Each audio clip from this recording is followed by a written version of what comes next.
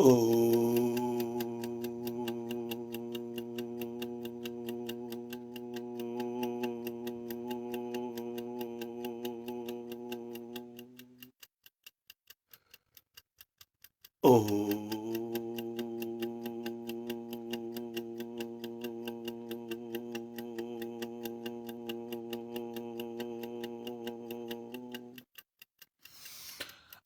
the pure consciousness, or the sense of self-awareness, would manifest the words of truth and wisdom. I, the pure consciousness, or the sense of self-awareness, would manifest the words of truth and wisdom. Last few days, I have been in a different state of samadhi. Blessings beyond blessings be on my truth seeker, the one who herself or himself is seeking for the ultimate truth. So today I have chosen a topic. Today I basically have chosen a topic. Today I have chosen an inquiry. As I mentioned just not long ago, a few moments ago, that I have been in a different state of samadhi in last few days. So yesterday I couldn't get around it. I usually get around the inquiry or when I deliver a message, uh, usually on Saturday, but I couldn't get around it. So today it's a Sunday and tomorrow our work week starts. So I think it was very significant for me to address this particular inquiry. The inquiry is very simple, and now it has become a fashion trend for people to have near-death experiences, and a lot of people, they are perplexed. A lot of people, they are confused because they want to know the truth, that if there is some truth in near-death experiences. So they inquired me that if I believe in the near-death experiences, you see.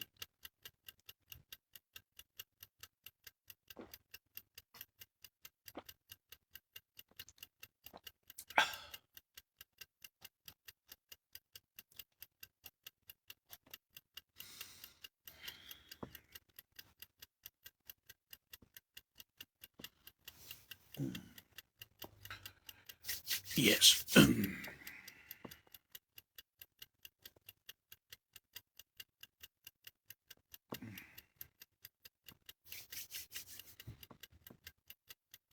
So they inquired me if I do believe in near-death experiences, or what is my intake as far as near-death experiences.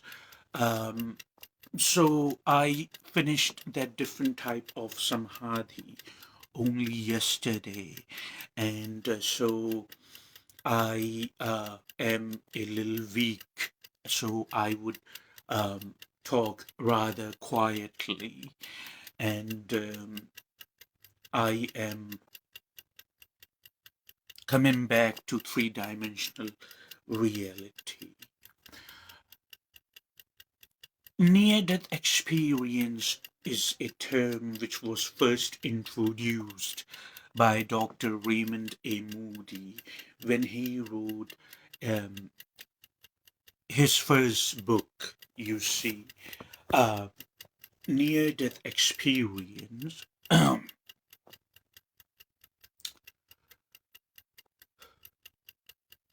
near-death experience basically is a term which was first used by Dr. Raymond A.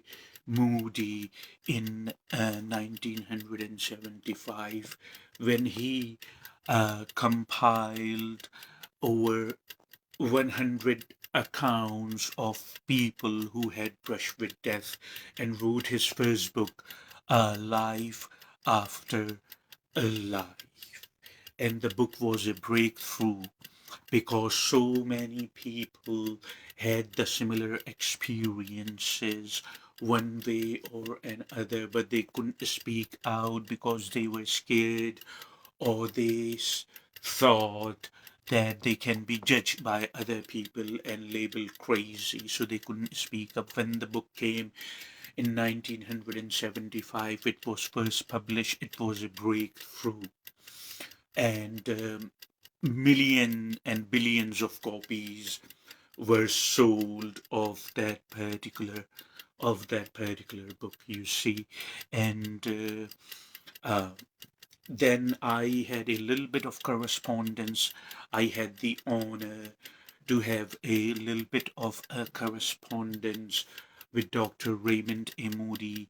I was also uh, in the research with near-death experiences for a brief period of time. I volunteered myself because I had when I read the book and I read the entire book word by word and I read the entire book page by page.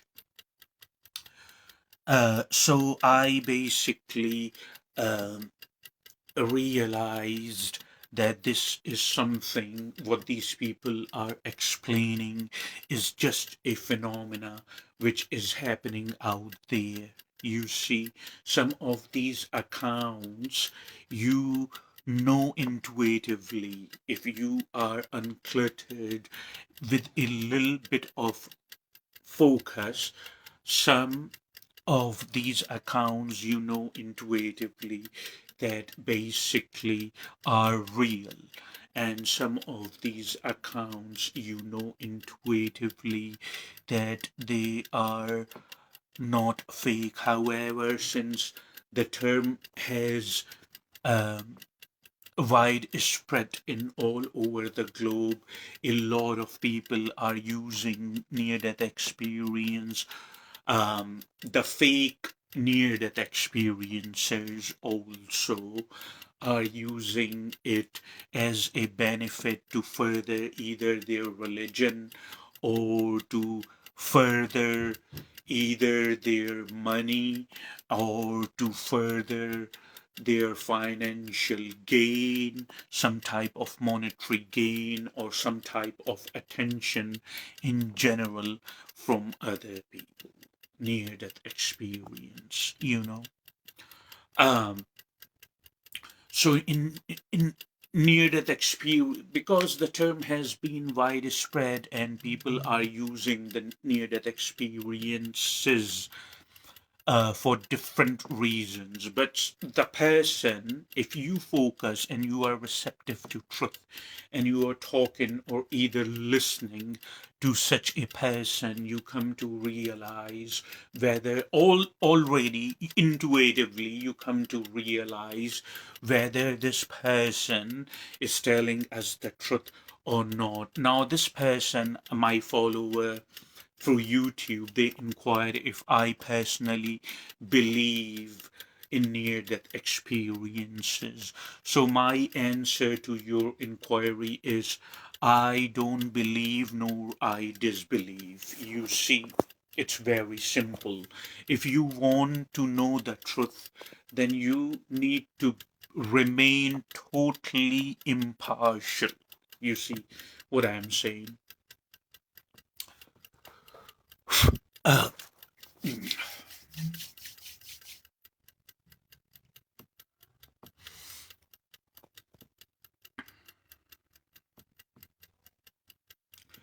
If you want to know the truth, then you need to remain absolutely and totally impartial.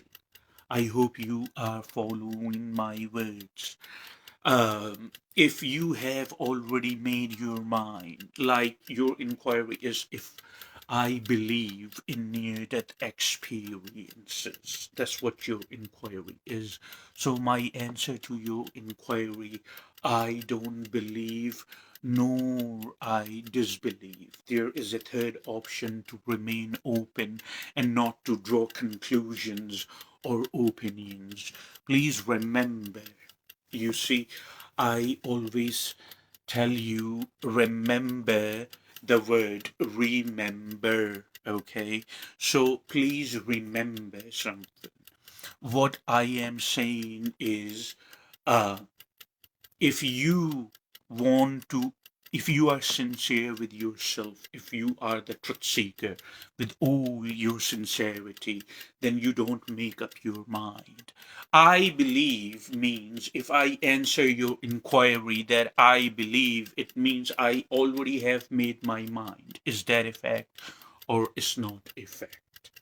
If I say I believe, it means the process of me knowing further. For it means the process of me knowing further has stopped. Because I now have certain parameters. I now read my lips what I'm saying. I now have certain parameters uh, that I believe. You see, already I have a set mind frame, you see, and then I cannot know the truth. If you want to really know the truth, if you are sincere, so you don't disbelieve, nor you believe. So, do I believe in near death experiences? I don't. Do I believe, do I discard near death experiences? No. I remain totally open and I do not make a certain mind frame. So, whatever the truth is would become clear to you. You see, whatever, just it goes to everything we deal in our lives, and it also goes to near death experiences. People talk about unconditional love in near death experiences. People talk about that there is a tunnel which forms and they travel through this tunnel vacuum in near death experiences. Do I believe all that? Do I disbelieve all that? I don't do either. I just remain open, I listen, and I focus. And what is truth becomes, follow my words, what is truth becomes clear to me. It's very simple. What is truth becomes clear to me. That's how it goes. What is truth becomes very clear to me. That what is the truth. Unconditional love. You see, near death experience means people are saying this is what happens after we die. The term near death experience, as I mentioned, what was used by Raymond A. Moody. The term near death experience first was used by Raymond A. Moody. However, there is nothing near death about it. He actually used the term for very rational and brilliant reasons. People don't grasp that. But however, I have an understanding of that. He used the term near death experience for very rational and brilliant reasons. Uh, People say when they state or suggest their near death experiences, they say, oh, there was nothing near about it. I was totally dead that time. What is the definition of being medically or physically dead? You have no heartbeat, you have no pulse, you are not breathing, and of course, you have no brain activity. Are you understanding what I am saying to you? The definition of being clinically dead means you have no heartbeat and you have no pulse and you are not breathing. Your heart of course, no heartbeat, and there is no brain activity. There are people who basically had the brush with death. They were clinically dead. Clinically is the right term, for some minutes, for few minutes, and they experienced what they experienced. Some of the people lie. When I focus to such a person, whether in person or if they are in my surrounding, if I focus to such a person, or I am listening to such a person on YouTube or social media, I can tell this person is lying. You understand why I'm saying to you? I can tell that. Because when you have such a profound experience that you died and you traveled to the other side and you had a direct encounter with sacred, or what we understand as divine, then not only you are talking through words, but everything what we understand as you is talking. You are talking emotionally. You are talking through words, your whole body language, your eyes, and how you explain or elaborate on your experience. All that matters. Not something like that. Yeah, I traveled and people told me it's not your time yet, so you gotta go back, yada, yada, yada. No. Don't.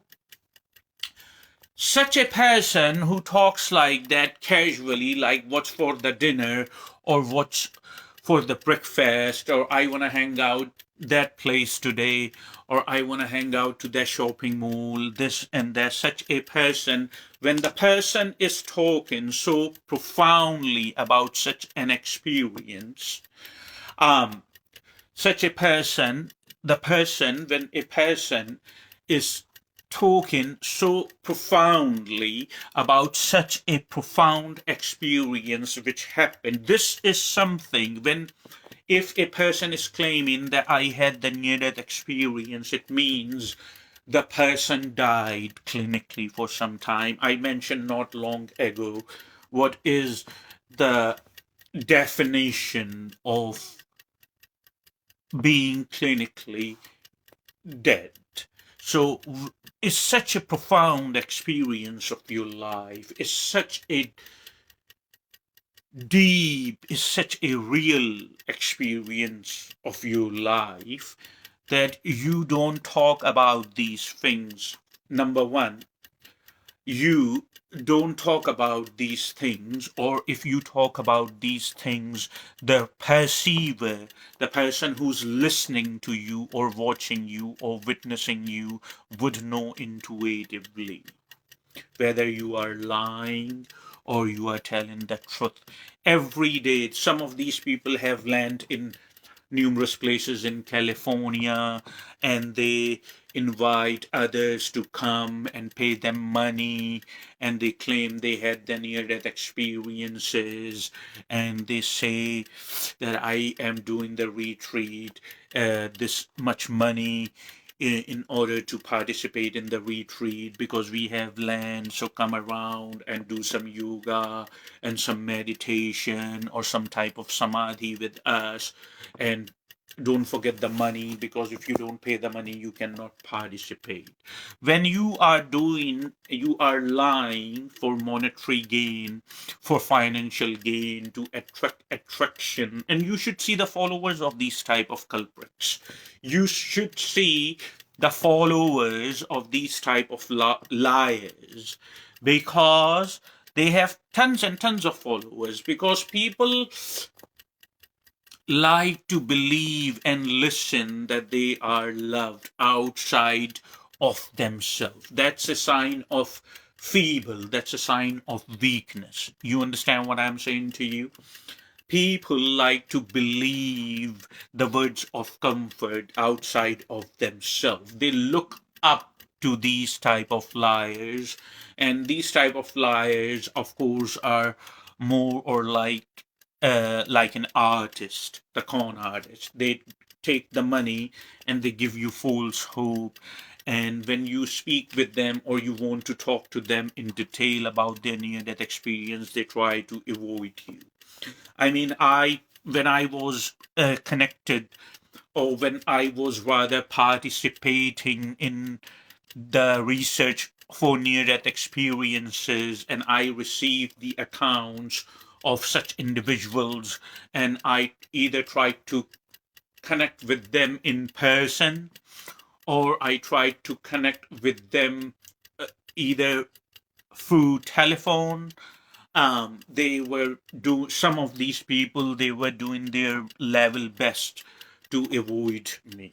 I don't know what they saw in me or in my voice, but they tried to avoid me. There is nothing special happening in me.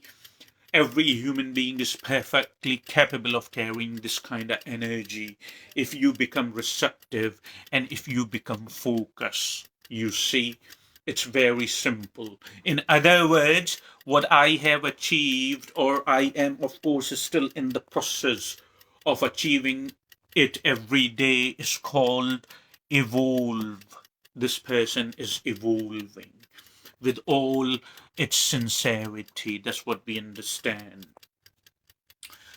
People want to hear there was love, there were unicorns, there were fields, and the bright sun was shining from somebody. It's just like a little child who wants to hear the bedtime stories by their parents, by their guardian, or by their grandparents, bedtime stories.